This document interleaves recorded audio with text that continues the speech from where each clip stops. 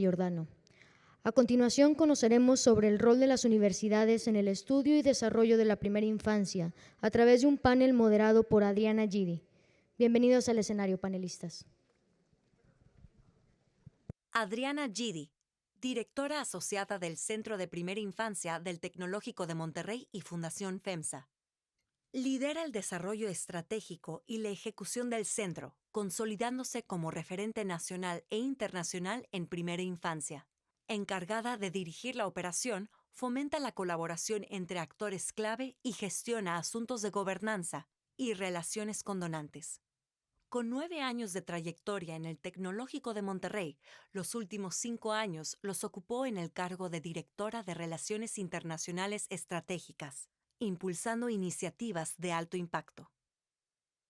Ocupó cargos en el Gobierno Federal de México del 2010 al 2015, entre los que destaca su rol en Pro México. Es licenciada en Negocios Internacionales y tiene una maestría en Marketing de la Escuela de Negocios del Tecnológico de Monterrey. Philip Fisher, Director del Centro de Primera Infancia de la Universidad de Stanford. El Dr. Philip Fisher es profesor distinguido de excelencia en aprendizaje en la Escuela de Graduados de Educación de la Universidad de Stanford y director del Centro de la Primera Infancia de Stanford. Su investigación se enfoca en el desarrollo y evaluación de intervenciones en la primera infancia en comunidades, así como en la traducción del conocimiento científico sobre el desarrollo saludable en condiciones adversas para su uso en políticas y programas sociales. Actualmente es el investigador principal en el proyecto RAPID-EC en curso, una encuesta nacional sobre el bienestar de los hogares con niños pequeños durante la pandemia de COVID-19. El Dr. Fisher recibió el Premio de Ciencia Translacional de la Sociedad para la Investigación de Prevención en el 2012 y es miembro distinguido de la Sociedad Psicológica Estadounidense desde el 2019. Neal Horen, director de la primera infancia en la Universidad de Georgetown. El Dr. Neal Horen es un psicólogo clínico que ha centrado su atención en la salud mental de la primera infancia durante los últimos 20 años. Es el director de la División de la Primera Infancia del Centro para el Niño y el Humano de la Universidad de Georgetown. Ha trabajado estrechamente con los 50 estados, numerosas tribus, territorios y comunidades para apoyar el desarrollo de sistemas de atención para niños pequeños y sus familias. Además, es el codirector del Centro Nacional Head Start sobre salud, salud conductual y seguridad. Director del Centro de Excelencia para la Consulta en Salud Mental Infantil y de la Primera Infancia. El Centro de Asistencia Técnica para la Salud Mental Infantil y de la Primera Infancia. Codirector del Centro Nacional de Asistencia Técnica y Capacitación para la Salud Mental Infantil, el Centro de Evidencia para el Impacto HRSA, el Centro de Asistencia Técnica para Sistemas Comprensivos de la Primera Infancia, el Centro de Asistencia Técnica para el Personal de Intervención Temprana y líder de Georgetown para el Centro de Asistencia Técnica MICHV. El Dr. Horen dirige los programas de certificación en salud mental infantil de Georgetown y ha contribuido al desarrollo de materiales relacionados con la consulta en salud mental infantil. El interés principal del Dr. Horen se centra en la salud mental de la primera infancia y ha dado conferencias sobre salud mental infantil, comportamientos desafiantes en niños pequeños, desarrollo de habilidades sociales, así como el impacto del trauma en el desarrollo infantil. Priscilla Pumarada, Directora Asociada de Alianzas Estratégicas y Desarrollo de Negocios, Centro de Primera Infancia de la Universidad de Harvard. Como Directora Asociada de Alianzas Estratégicas y Desarrollo de Negocios, Priscilla es responsable de la dirección estratégica e implementación de las colaboraciones internacionales en el Centro de Primera Infancia de la Universidad de Harvard. Antes de unirse al centro, Priscilla trabajó en varias organizaciones sin fines de lucro en los Estados Unidos y Puerto Rico, enfocadas en mejorar el acceso y la calidad en la educación pública. A principios de su carrera, Priscilla fue voluntaria en Cuerpo de la Paz, Nicaragua, lo cual marcó su perspectiva sobre la justicia social. Priscilla tiene una maestría en Política Pública y Gestión Educativa de la Universidad de Harvard y licenciatura en Psicología de la Universidad de St. Joseph. Good afternoon, everyone. Phil, Neal, Priscilla, thank you so much for being with us today. This is the last panel of the the day, the journey. It has been incredible. We have been learning a lot, doing some connection. So I believe it's a perfect panel to close this day. I would like to ask each one of you to give us 10 minutes remarks about what is the center you represent, how it's organized, and what is its focus and why. What is the role of the university in advancing the early childhood agenda? Phil, please tell us more about the Stanford Center for Early Childhood. Thank you very much. I recognize, I feel like I've been on the ending panel for the last 3 or 4 meetings I've been at, and so I know we're the last thing standing between you and refreshments or getting to go home. So hopefully we'll be entertaining and lively. Our center is only a year old. We launched a year ago. And we have endeavored really to try to do something that's quite different, and I hope will be inspirational to the center here at Tec de Monterrey. I think you probably heard over the course of today with Dr. Levitt's remarks and many of the other comments that have been made that in the world of early childhood, there's been tremendous progress in what we know scientifically, especially in the last 20 to 30 years. This is especially true in the area of neuroscience and developmental biology, but also, as you heard, in terms of what we know about effective strategies to make a difference in the lives of children. In spite of all of this knowledge, the kind of large-scale social issues that we continue to see in the youngest children around the planet continue to manifest. And there are some indicators that things are moving in a positive direction, but there are also many challenges, including one of the factors that we talked about a lot earlier on today, which is just the tremendous amount of unpredictability that is sort of faced by young children and the adults in their lives. Our center has really tried to understand what an institution within a university can do to help accelerate the progress of addressing the challenges that many children face and ensuring that all children have the opportunity to thrive from the start. When we have thought about what are the areas that are most in need of attention, we've identified 4 specific areas that really we think can be a focus for a center like ours. So the first one, and again, we've heard about this today, the first challenge that we face is that research historically moves quite slowly. This is not just true for understanding basic mechanisms of how development occurs, but even for the validation of programs that we might put in place to try to improve the experiences of young children. So the pace at which research moves is really a concern.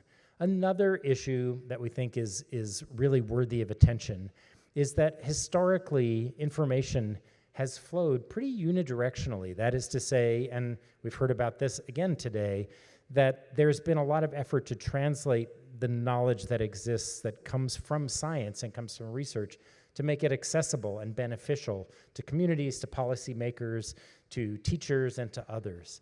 But that's a one-way flow of information, and I think it carries with it some assumptions about where and how knowledge can grow and be beneficial.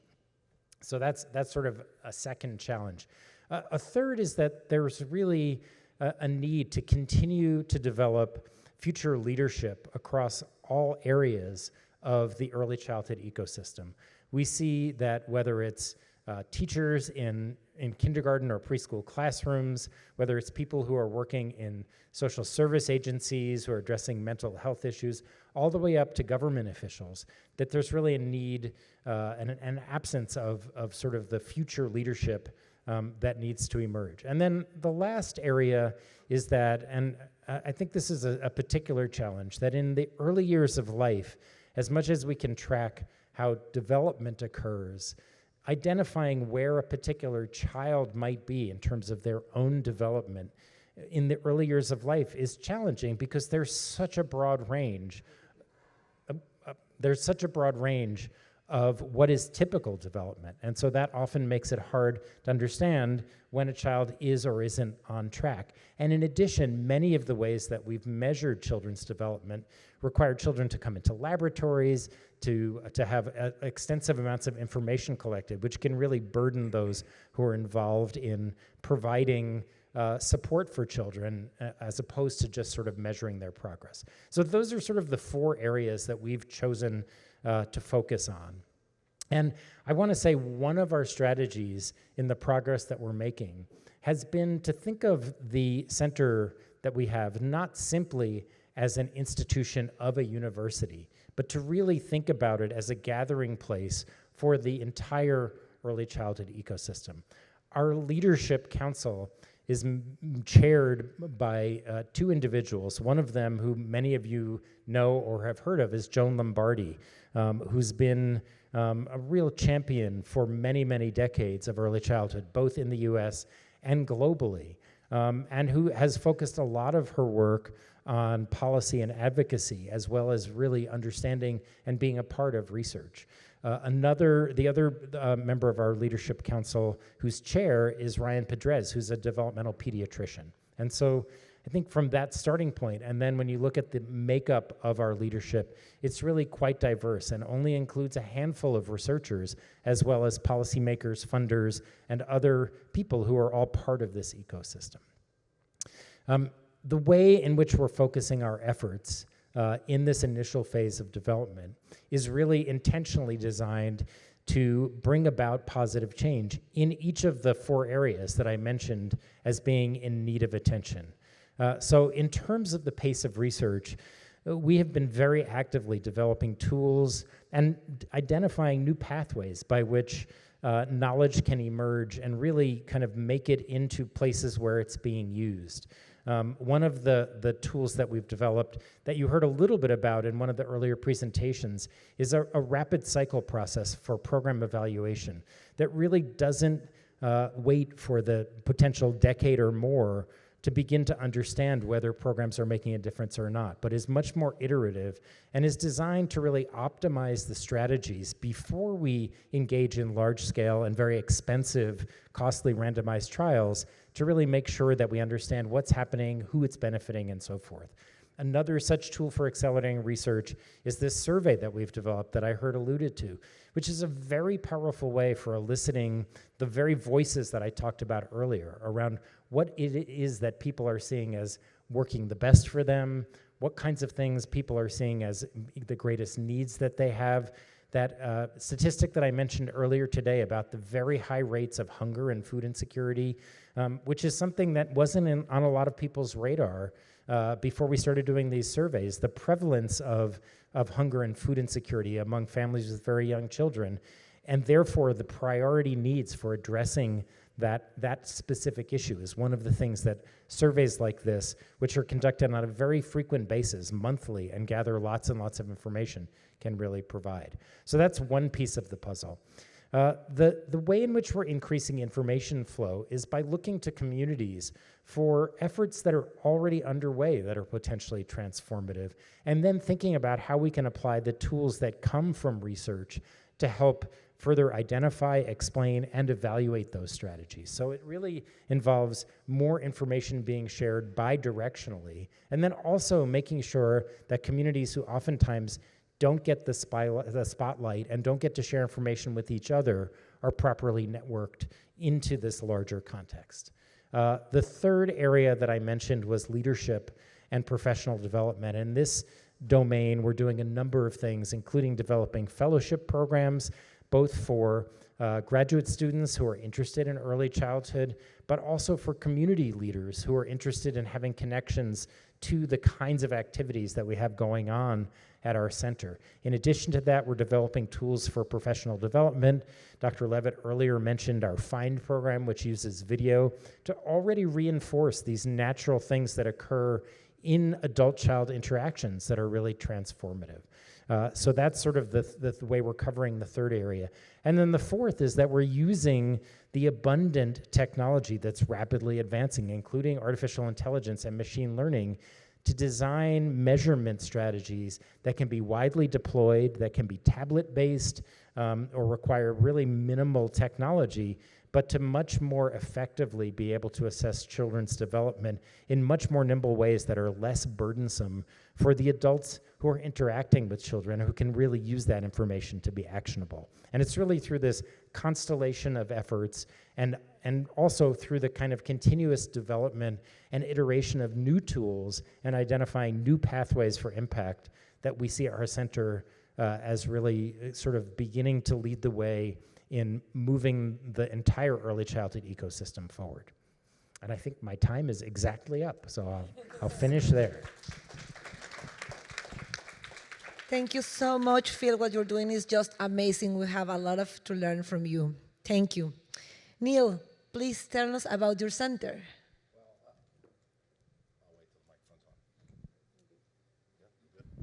I'll use this one instead. Let me just start by saying I feel like I'm at Cirque du Soleil, and I've seen like the whole day of acrobats and motorcycle ride and all these like incredible folks, and now it's payaso time. Like it's just, here comes the clown from Georgetown who sort of lucked into some things, quite honestly. I didn't have a ribbon when they said, start your center. I didn't get statues or anything. They just said, you're in charge. Why? Because somebody retired. We had a couple of small projects, and somebody said, you want to be funded, you work at a university, go find money. And so my goal the whole time in finding the money was to be consistent with what we do here at the center. This is our mission. And my job, I've only had one job. I'm not even sure I'm qualified for the one job. I came to Georgetown as an intern, and then I just stayed for 20-something years. I'm not even sure I'm qualified to be there, but I guess they just keep me around. So it's sort of like what Pat was saying about maybe you did a good job, or maybe they're just going to keep giving you opportunities. But when I started, we had 2 projects and 3 people, and my goal was to build up, speaking to what you just said, Phil, the next generation of people. My job is to be a Sherpa, is to get people up to whatever mountain they're trying to get to at every level, and that's at a community level. It's within our own space in the university. It's the workforce that you just talked about. So I'll talk a little bit about our center, because we're sort of weird. We're this odd place that started 50 years ago in the Department of Pediatrics at Georgetown, had little offices in the basement of the hospital, and sat on kidney transplant teams. And now we work on policy at federal levels and state levels, and we try and help people implement all of what you've heard. And I feel like that's my job, is to take all of what you've heard today, this an unbelievable amount of science, and then work with people in a community,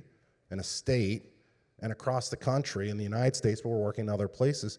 So what do I do with all of that? How do I catch up so that I'm not waiting? And so we have this sort of fancy slides that I am obligated to show you, but I'm going to move through them quickly just so that somebody tells the folks at Georgetown that I mentioned them. But this is our structure. So we are part of the medical center. We're sort of part of the Department of Pediatrics, but no one pays attention to us, so we just keep bringing in funds from foundations and other places and keep doing our work. We're funded, as you said, a University Center on Excellence in Developmental Disabilities, so we work on all kinds of issues around early intervention. We have the National Center on Cultural Competence. We also have a number of training and technical assistance centers, which is what I've really pushed us to be doing, so I'll talk more about that. But in terms of training, we do some people teach courses at the university. So we're trying to connect at other levels in the university. So we're connected to the Department of Education, the Department of Psychology. We have a very strong partnership with the Department of Psychiatry.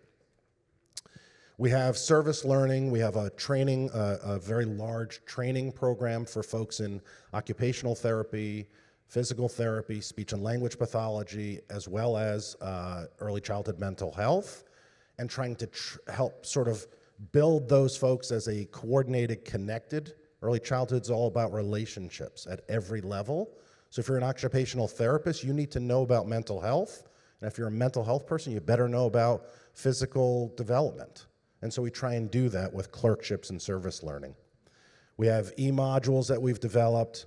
We do work all across the world like everybody else here. Most of it is focused on children with disabilities, and in particular, children who have social emotional sorts of difficulties that we're trying to work with other places to address.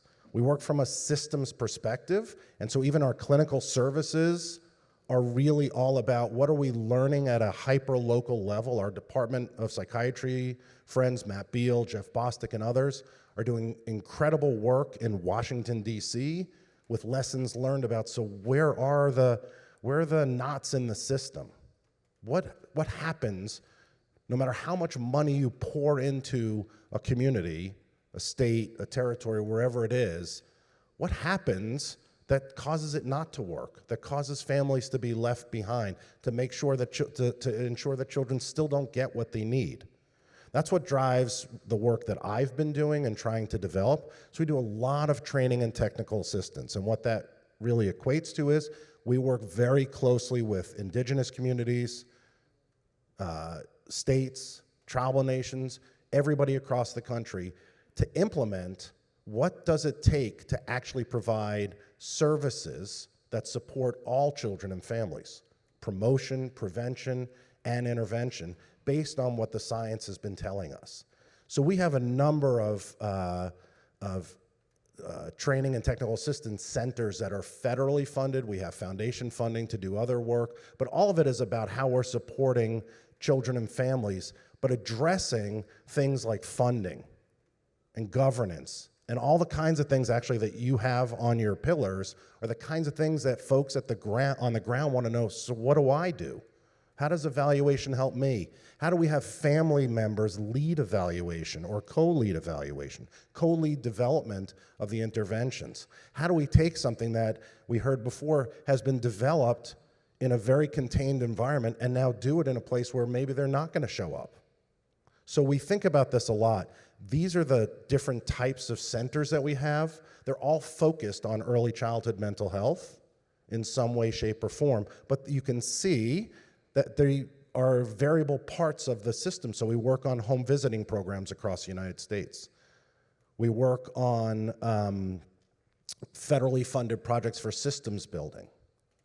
We work on things around taking the evidence that we have and turning that into impact when we combine mental health and primary care, a pretty critical part of an early childhood system. All of that technical assistance, from my perspective, is my opportunity to build leaders in each of the centers that we have so that we have the next generation of leaders. No one wants to listen to a 60-year-old Adam Sandler lookalike. They want to know about 20 and 30-year-olds who have the same passion that I had 20 or 30 years ago and just sort of I fell into something at a university that's been super supportive of my efforts to go like, yeah, let's just go try and do stuff in Abu Dhabi. That sounds good. Sure, go ahead. Those are the kinds of things that I think as a center would be really helpful, is to think about all the connections. So we're very tightly connected with the Department of Psychiatry. We have projects with the law school. We have many projects with the School of Public Policy. Those are our partners at a university level. And then what I've thought to be most important, if it's about relationships, is to build as many as I can across the country. Who are the other people who are doing this work? Phil's not my competitor. There may be a grant that we would go for. I'm sure he would crush me. But I'd rather somebody get it and do good work, and I'll go do my good work. So part of what I've always thought about is if I am going for something, if I'm trying to do some work, and I get it over someone else, or they get it over me, that's not the end of my relationship with them. That's the beginning. How can I help you? How can we disseminate what good work you're doing? That's my job. And I think within the university, it's been easier because they encourage our academics, right? We've heard a lot about research. That's also the kind of thing that universities want to see. So we have a lot that we do around technical assistance, but it's all under the imprimatur of trying to support children and families in whatever community that they live. We have research. We have a whole sort of team that's doing research. It's very hyper-local. And then we take those lessons learned and bring them back into the support that we're giving to community. So when Deborah Perry and her colleagues are working in DC on evaluating their home visiting program, we're then going back up to the national level and saying, this is what we're actually learning about the implementation of Healthy Steps or some other sort of evidence-based program that we've been told to try and implement. All of that is, and I'm just sort of moving through these because I think you get the idea and you can have the slides, but all of that is about connecting with communities at every level. We were talking at lunch about how much do you pay families? You pay them what they're worth, which is that they've got the lived experience. They're the ones who are trying to get through the system.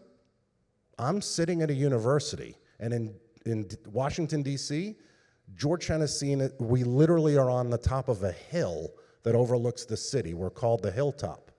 So to then go across the river to the more challenging neighborhoods of DC, we have to really be family-driven in terms of our research. And then we have to really think about how we're integrating all the work that we do with all the other work that's being done at the university. So we work on pediatric mobile clinics that go out into the community. We then, again, take all the information that we are learning there and bring that back up to the federal work that we do.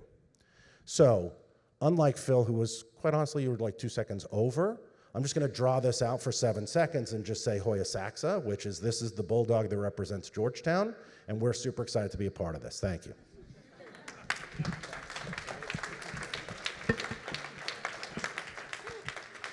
Thank you so much, Neal. I think about what you say about partnership and collaboration is something that we should keep on top of mind, all of us. Thank you. Priscilla, please tell us about Harvard Center for the Developing Child. Buenas tardes y gracias por quedarse para la última sesión. Me ha pasado también igual que a Phil, que después de un tiempo sigo estando en la última sesión. No sé si eso es algo bueno. Mi nombre es Priscilla Pumarada y para mí es un gran placer estar aquí. Llevo trabajando para el centro como 7 años y me dedico a las colaboraciones.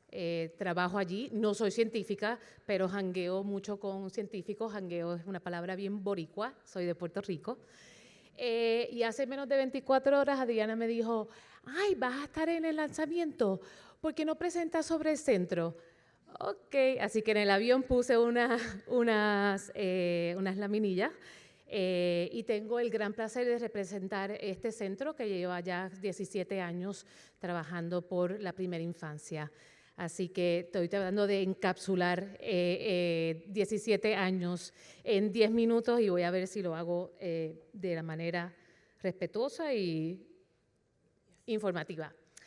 Muy bien. ¿Quiénes somos y a qué nos dedicamos?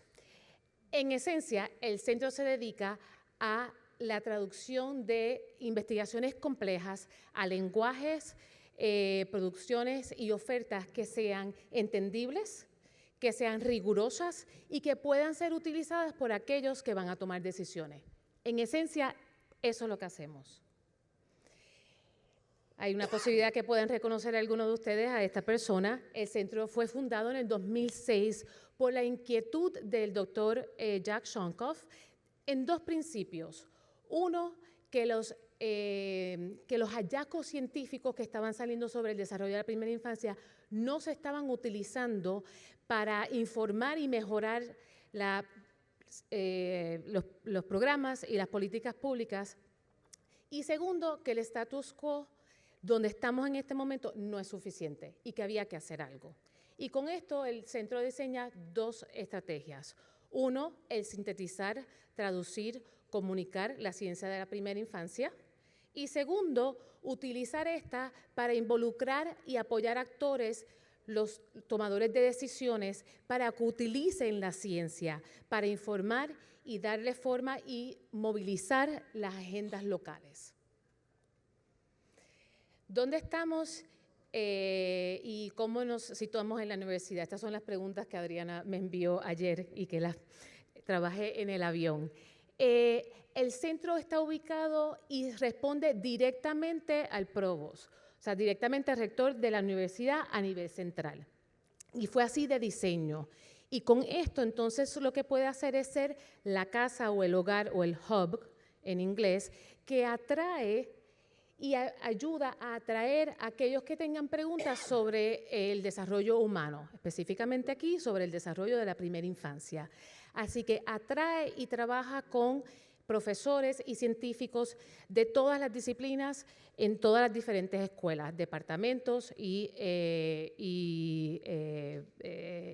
disciplinas. Dije la misma palabra 2 veces. Background era la palabra que estaba tratando de traducir en mi cabeza. ¿Cómo estamos organizados y cuáles son nuestras funciones principales? Voy a usar estos 2 lentes estratégicos para explicarles cómo el centro funciona y a qué nos dedicamos. En principio, sintetizar. En este momento trabajamos con 2 cuerpos científicos que se dedican a estudiar e investigar los conocimientos emergentes y sintetizarlos. Uno de ellos lo pueden reconocer, que es el National Scientific Council on Developing Child, del cual tenemos miembros presentes y pasados aquí presentes. Y recientemente también se lanzó un nuevo grupo. Muchos de ustedes conocen el trabajo del National Council. Este es el grupo en cual le trajo los conocimientos sobre la neurociencia, la biología de la resiliencia, la biología sobre la adversidad. Y ha en total publicado 16 publicaciones desde su comienzo, empezando con uno que estaba enfocado sobre los entornos y la relación entre el cuidador y el niño, y su último, que Pat lo mencionó en su presentación, que se llama Place Matters, donde se enfoca no solamente en el entorno del cuidador y el niño, sino los entornos a su alrededor, los entornos ya sean naturales o construidos. Y con esto en eje, se toma la decisión de crear un segundo grupo, que le hemos llamado en inglés el Equity Childhood Scientific Council el Early Childhood Scientific Council on Equity and Environment, que se va a dedicar a estudiar paralelo al National Council en estos otros 2 entornos, el natural y el de construcción. Les menciono y les adelanto que el primer reporte de este segundo grupo va a salir antes del final del año y va a ser en cuanto al impacto de los entornos naturales, que se incluye agua, calor y árboles, etcétera. Este reporte se va a enfocar en el calor y el impacto que tiene el calor en el desarrollo del humano y en el desarrollo del niño específicamente. No sé cuánto tiempo llevo. 3-4 minutos. Ok. Muy bien. La otra partida de las funciones que hacemos es la parte de traducir y comunicar. Y aquí me alegro muchísimo que aparentemente frameworks lo ha mencionado todo el mundo de alguna manera u otra. Los consejos trabajan juntos con el Departamento de Comunicación, junto con frameworks, para traerle al mundo unas metáforas que muchos de ustedes los hemos oído utilizar hoy, como el de Brain Architecture, la arquitectura cerebral, Serve and Return, que son conceptos que hoy día nos dan muchísimo orgullo, que ya son casi la norma. En muchos lugares se utiliza y se utilizan estas metáforas para instruir a otras personas y a otros líderes. Así que esto, lo que genera este grupo de comunicación en traducir y comunicar es lo que casi todo el mundo conoce cuando piensa en el centro. Son todos esos videos, los infográficos, los podcasts, los en breves, los reportes. La mayoría de las personas que vienen a nuestro website, eso es lo que están buscando, porque eso es lo que consumen y eso es lo que utilizan.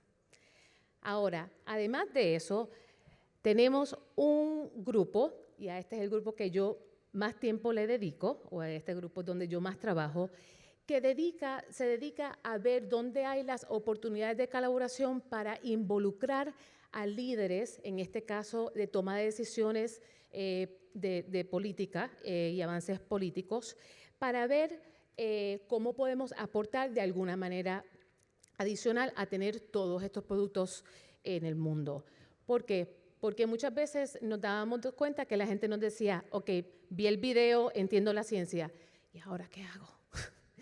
Así que desarrollamos un grupo que se especializa en tener un lente de pedagógico y de instrucción para ver entonces cómo se transforman esos productos que hemos sacado al mundo para generar una gama de ofertas, de programas y de herramientas que entonces se pueden utilizar para el consumo y la aplicación.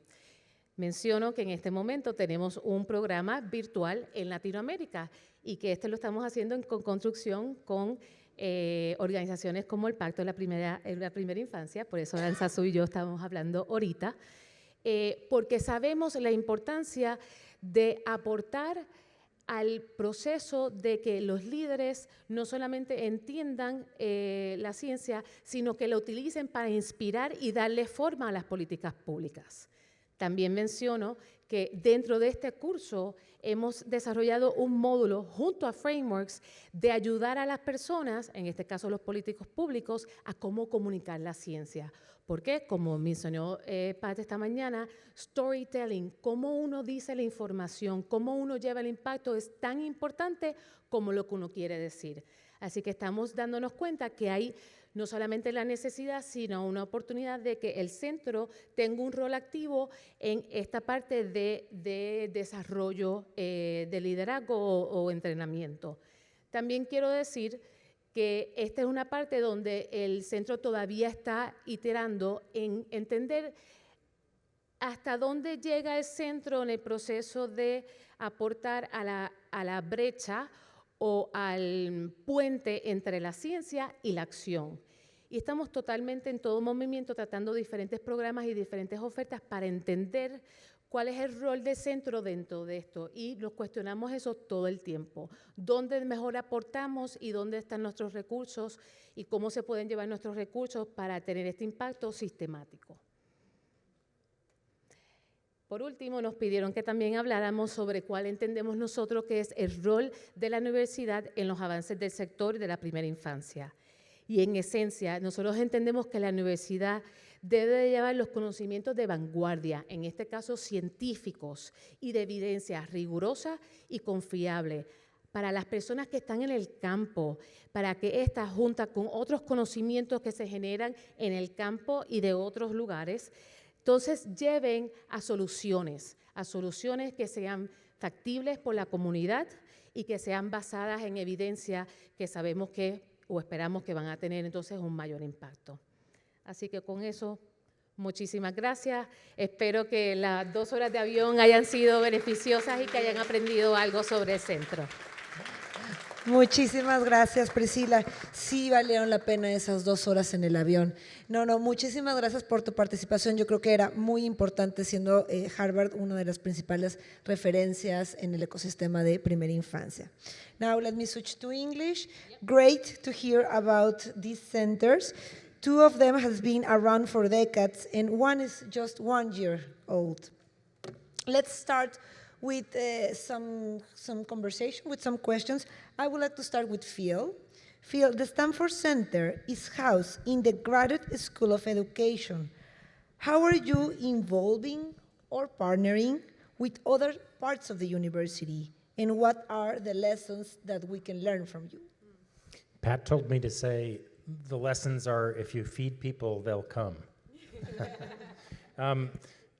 It's true that our center is based in the Graduate School of Education. I don't think that the location of a center within a university is as critical as what I think all of us have alluded to, which is the development of relationships.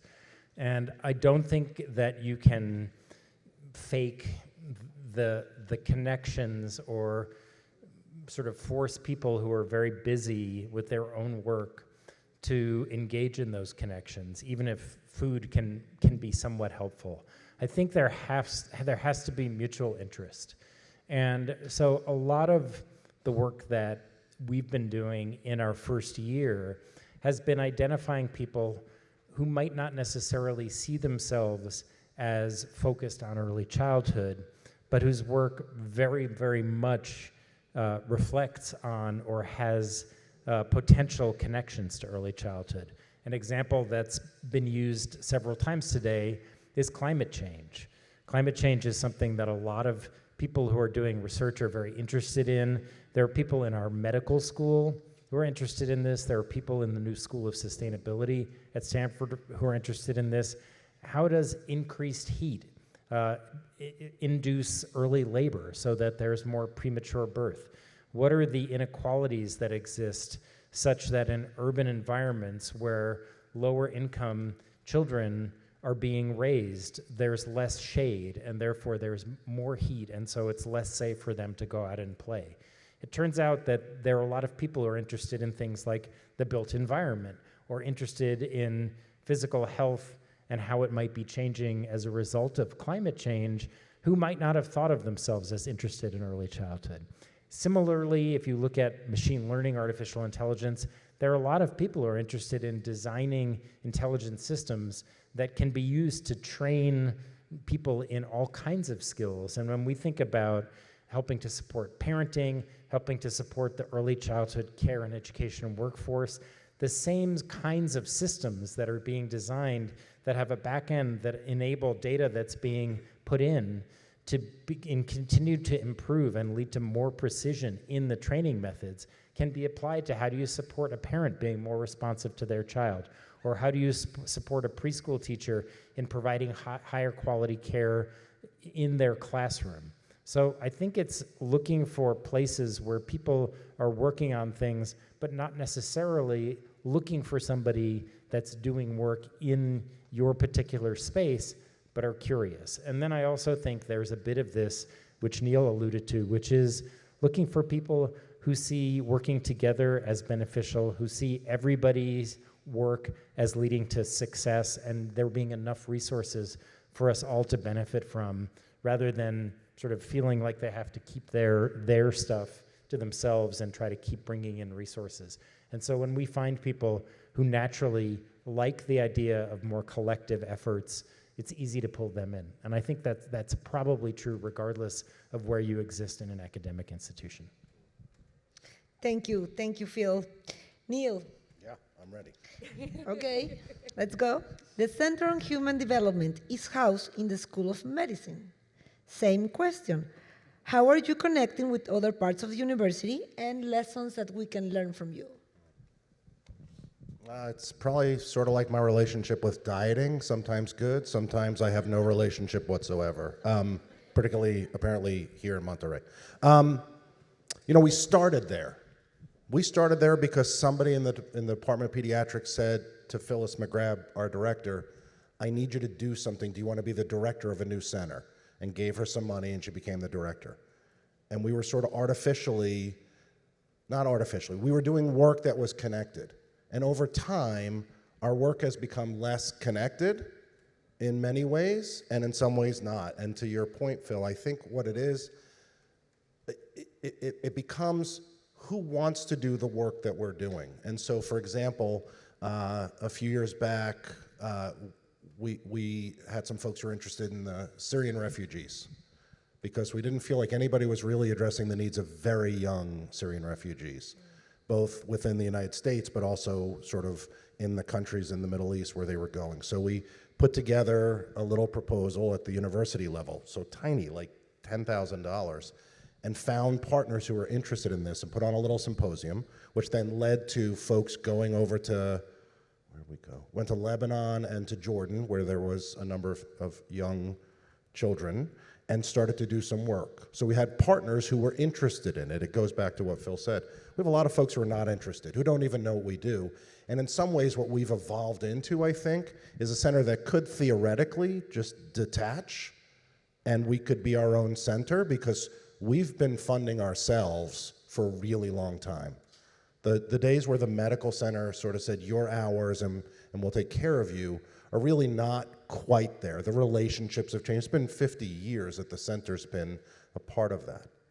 But we still are connected, and so we look to folks who are doing things that we're interested in, or we're doing things that they're interested in. We happen to go to grand rounds, and somebody says something about, oh, I'm doing something like that, or I'm really interested.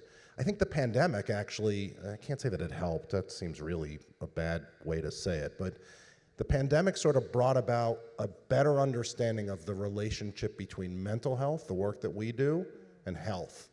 because everybody was sitting at home like, holy crap, I'm not a teacher. I don't know what to do with a 2-year-old. I just send them out and somebody else does stuff. And it became very stressful for lots of people. And so we were able to sort of make that stronger connection between health and the mental health work that we do. And I think that was really helpful in terms of our relationship. So again, I think it's been very strong, not as strong with some folks, not as strong, just sort of variable. But what we've always been dedicated to is we're part of this sort of the one of the big points of emphasis at Georgetown is cura personalis, the Jesuit tradition of caring for the whole self. And that includes that we're all in this together. And so I think there's been lots of opportunities that we've been able to take advantage of. Thank you. Thank you so much, Neal. Priscilla, your center is reporting directly to the provost. So, same question, please. Agree with what Phil and Neal just said. I also this is my life work. My life work is all about finding partnerships.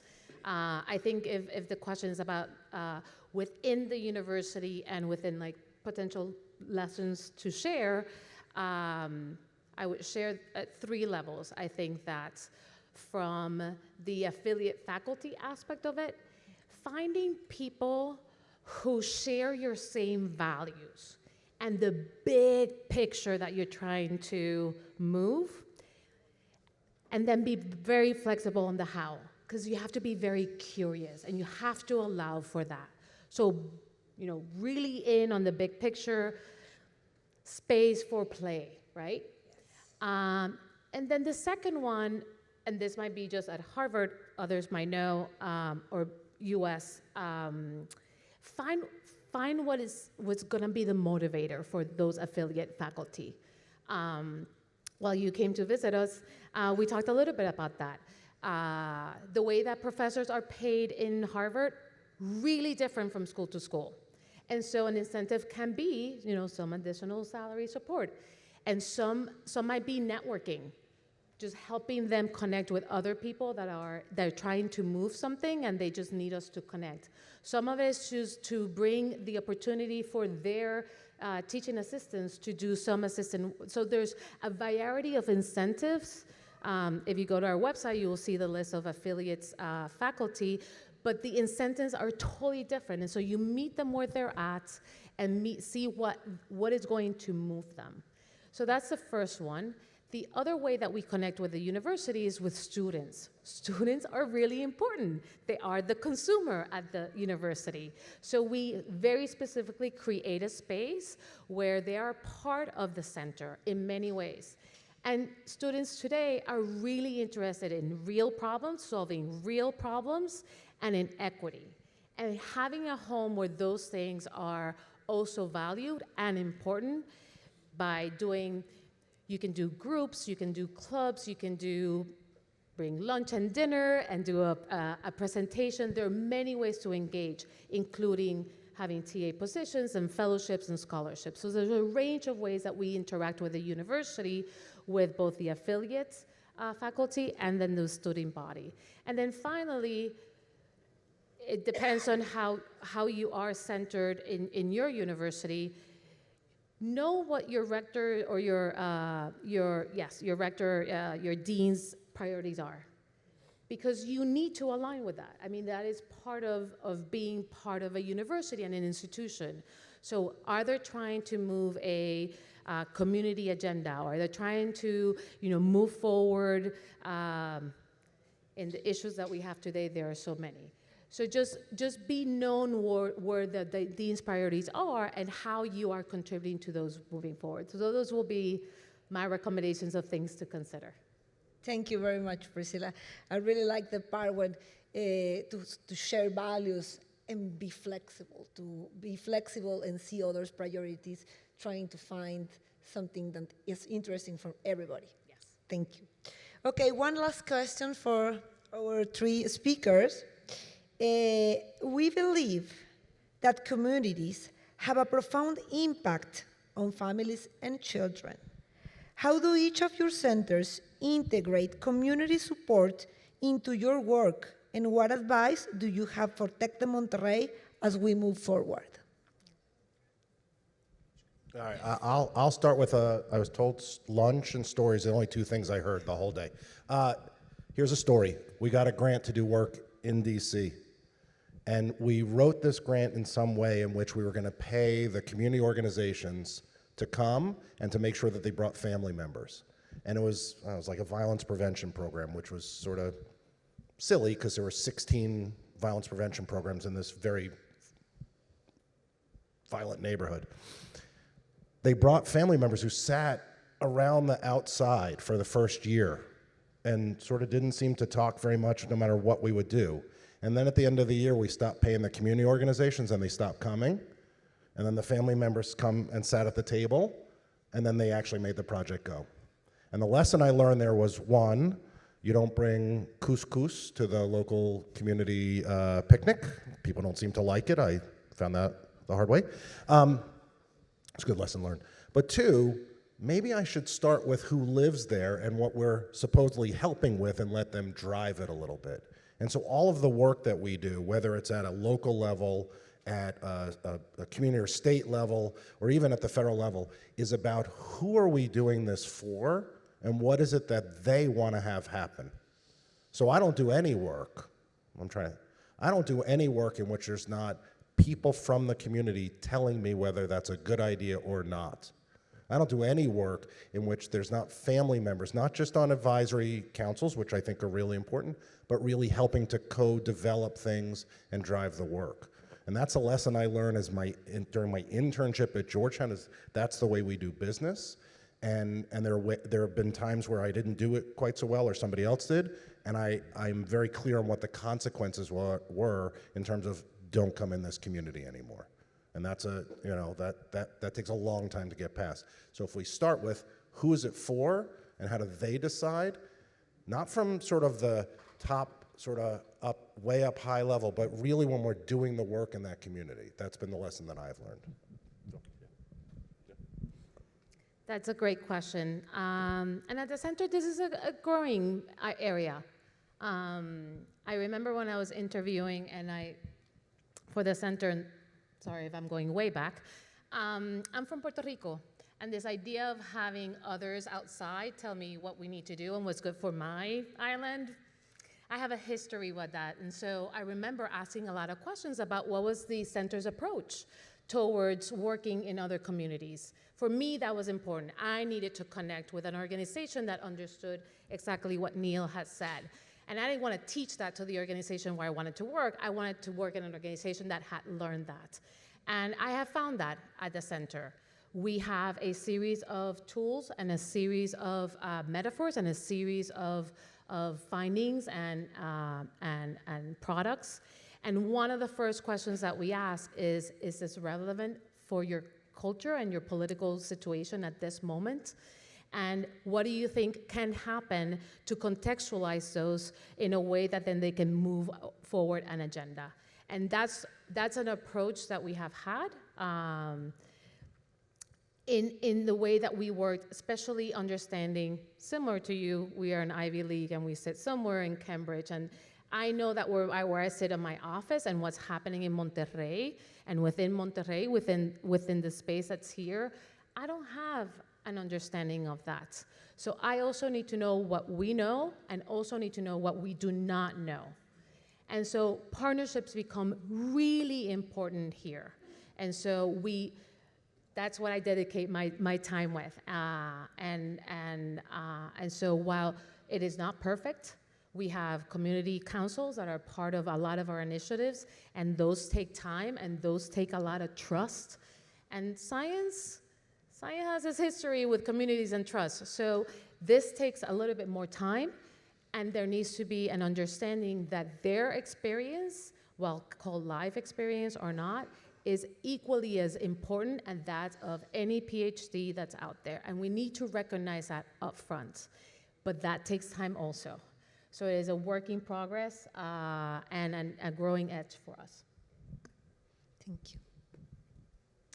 So I would say two things. First of all, early childhood is a unique area, I think, of all the areas across the lifespan when it comes to communities, because there isn't a specific system that focuses on early childhood. When you get into older years, there's the education system, and many children are engaged in the education system.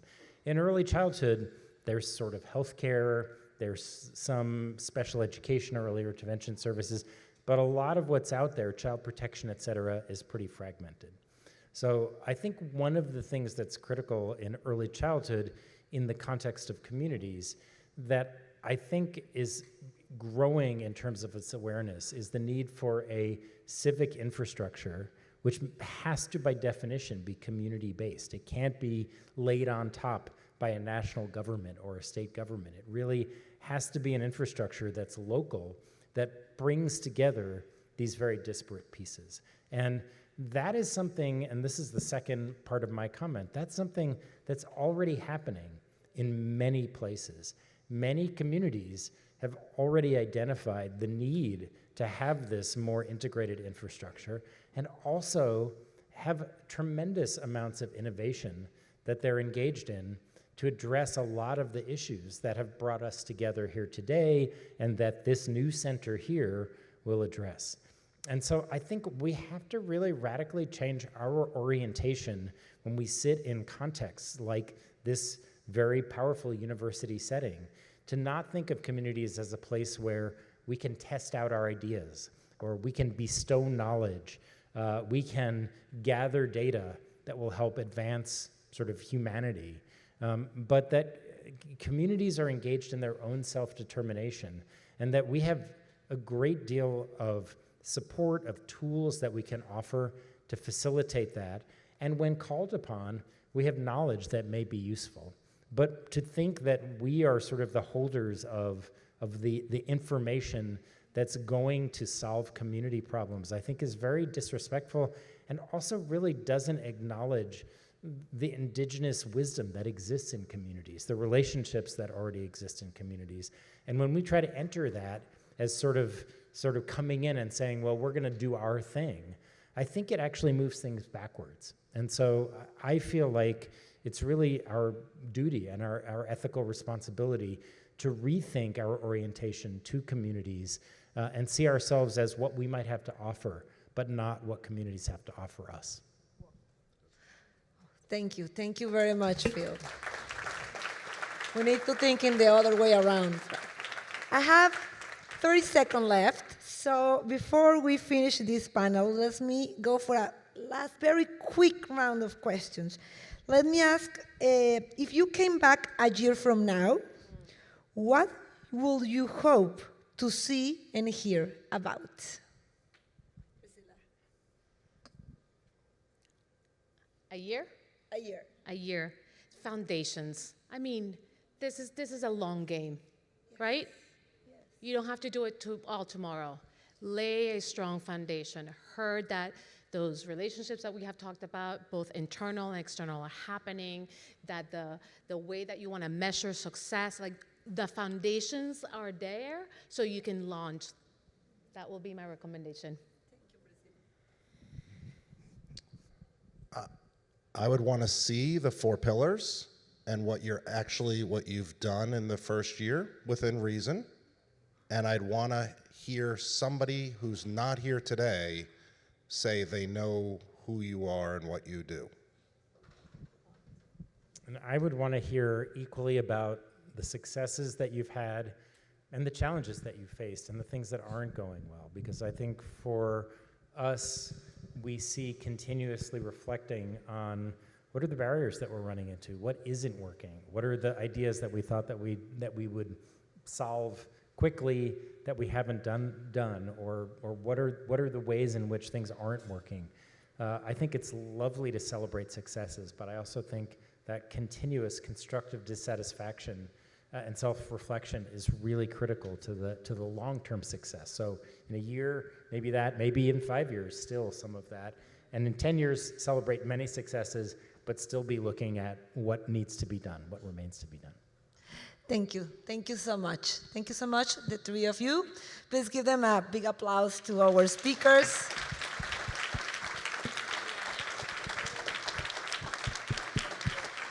Now we're going to step down and leave the floor to Eva Fernández and Manuel Pérez to give some conclusion about this panel and remarks from this wonderful day. Thank you very much.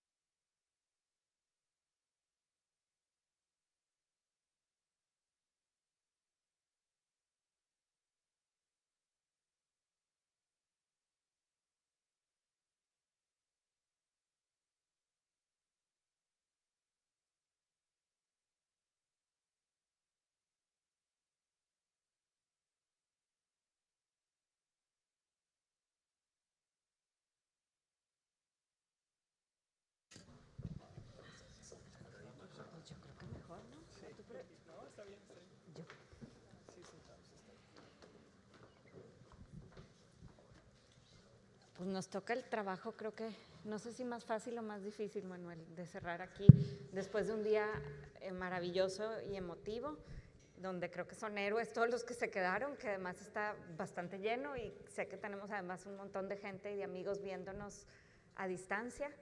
Así que gracias a todos los que se quedaron en el día, yo creo que uno de los días más fríos de todo el año en Monterrey. Gracias por estar aquí y seguir aquí. Y bueno, justo antes de irnos a tomar algo y celebrar, queríamos cerrar con algunas conclusiones y algunas reflexiones sobre lo que vivimos hoy. Sí, definitivamente, como bien lo dices, un día de muchas emociones, porque el trabajo que se ha hecho atrás por muchos años, por muchas personas, ha sido incuantificable, diría yo. Y realmente lo que hoy ustedes están viendo en esta jornada, en este día, pues es precisamente el resultado de esos esfuerzos, de ese talento, sobre todo de esa pasión por trabajar en un tema que he escuchado aquí, no solamente a David y a Guillermo y a varios decir que es algo que no estaba en sus prioridades, que no estaba ni siquiera en su plan de vida como ciudadanos, como profesionales, sino que además no está en nuestro día a día de la conciencia social que debemos tener. Entonces creo que eso nos deja, yo diría, con una emoción muy especial después de escuchar a tantas personas tan talentosas y tan capaces y líderes de opinión en el tema de la primera infancia. Así es, y yo además me quedo con la sensación de que nos faltó tiempo. Yo le discutía mucho aquí a Manuel y a Adriana, a todo el equipo, que por qué no hacíamos 3 días de eventos y el triple de panelistas, y aquí veo a todos y digo, aquí hay un montón de gente que pudo haber hablado, que tenía mucho que decir, pero bueno, la verdad es que construir el centro, esto ha sido como, una parte ha sido planear este evento y otra parte es todo lo que viene después, que es y tanto más importante. Entonces creo que nos quedamos con un compromiso, con una lista de tareas que nos han dejado ya por ahí, lista de peticiones, de tareas, con proyectos que hacer, con ideas, con un recordatorio muy concreto de escuchar y trabajar con la comunidad, de cuidar nuestros 4 pilares. Un recuerdo claro, ahorita nos decía Priscilla, de pensar en las bases y pensar en que este primer año pues es el primer año, pero que estos centros son trabajos de largo plazo y que entonces estaremos en construcción. Sí, yo me quedo pues, con esas bueno, hemos conclusiones. escuchado muchos términos, muchos conceptos durante el día y definitivamente los planes y objetivos que tenemos como grupo de trabajo tienen que llevar mucho más trabajo para que se puedan cumplir. Pero también hemos escuchado el día de hoy experiencias y sobre todo conocimiento profundo en el campo de la primera infancia, que creo que nos deja un engrudo para poder construir esos objetivos que los pusimos en papel y que muchos los hemos ido platicando poco a poco con diferentes líderes, y hemos escuchado de colaboración, de asociación, sobre todo de capacidades transdisciplinarias para poder lograr un objetivo conjunto, y quizá algo que es muy claro en el liderazgo, que es aspirar a un gran reto o a una gran meta, y creo que Phil lo mencionaba hace un momento al final del panel anterior, el decir ¿qué más tenemos que hacer después de haber logrado algo? Entonces, platicando con Adriana y con Eva, en las últimas semanas decíamos, bueno, nos llegó esta propuesta, nos llegó esta petición, ahora tenemos a otra gente más que quiere hacer que hagamos cosas juntos, y eso es verdaderamente gratificante y muy retador.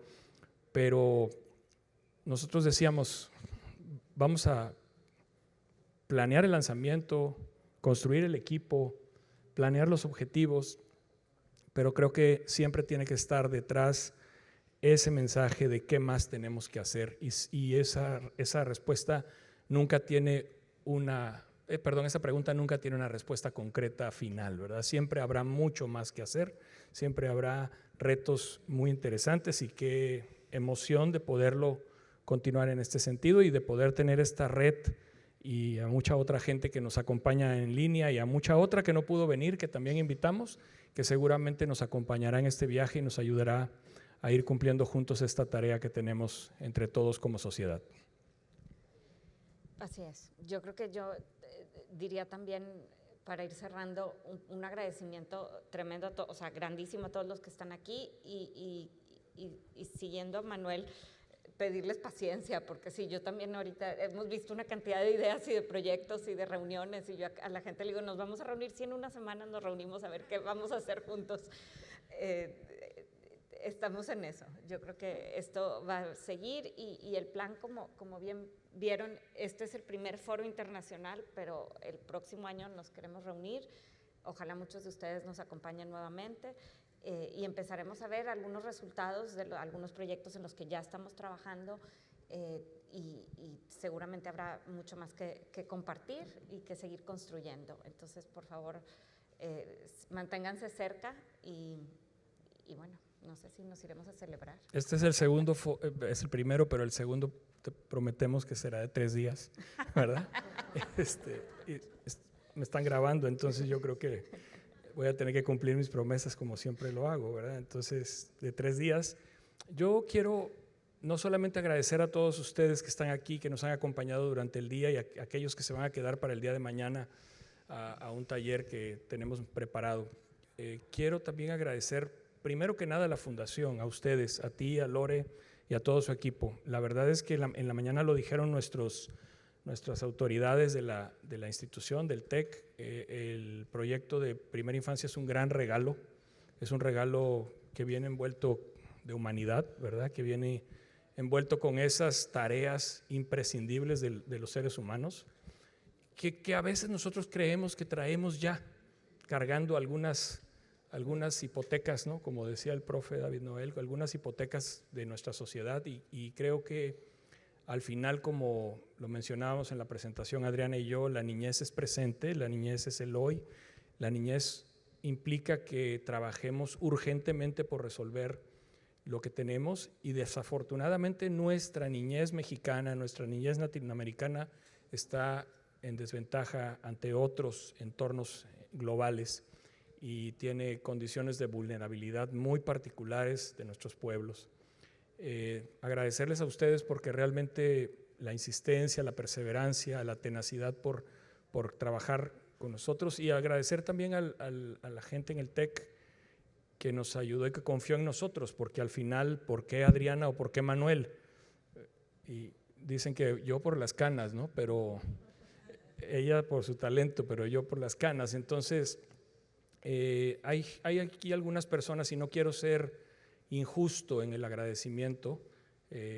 Yo le agradezco mucho a Raúl Rodríguez esa primer plática que tuvimos hace pues casi 15 meses, Parece que fue muy rápido, pero en la mañana lo mencionó, creo que lo mencionaste tú o Lore, el decir que fue la primera escucha o el primer escucha, con mucha paciencia supongo, porque realmente él creo que lo empujó desde una ascendencia muy importante para todos nosotros. Y también agradecerle al equipo, al pequeño equipo que tenemos.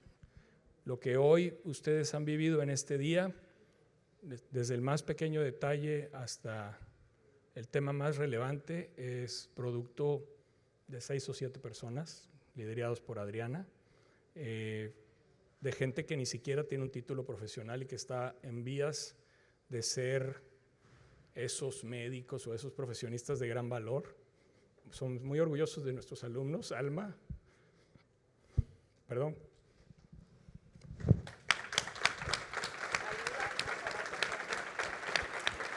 Párense chicos, Alma, Paulina, Jaime,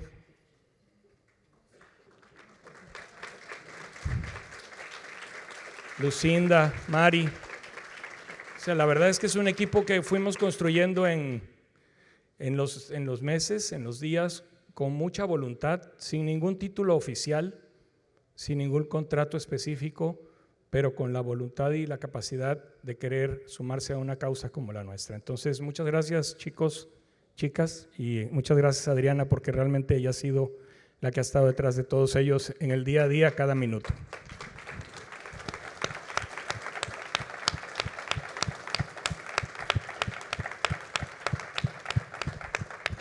Y bueno, a nuestros invitados especiales, qué más que agradecerles su tiempo, su talento, el que estén aquí con nosotros. Pat ya es un amigo permanente del TEC, de la primera infancia, ya le ponemos gorro por Zoom a cada rato, pero bueno, tenemos mucho agradecimiento por nuestros invitados especiales, nuestros panelistas, todos estos que han logrado unirse a esta causa y contribuir al Centro de la Primera Infancia del TEC y la Fundación FEMSA. Pues muchas gracias a todos.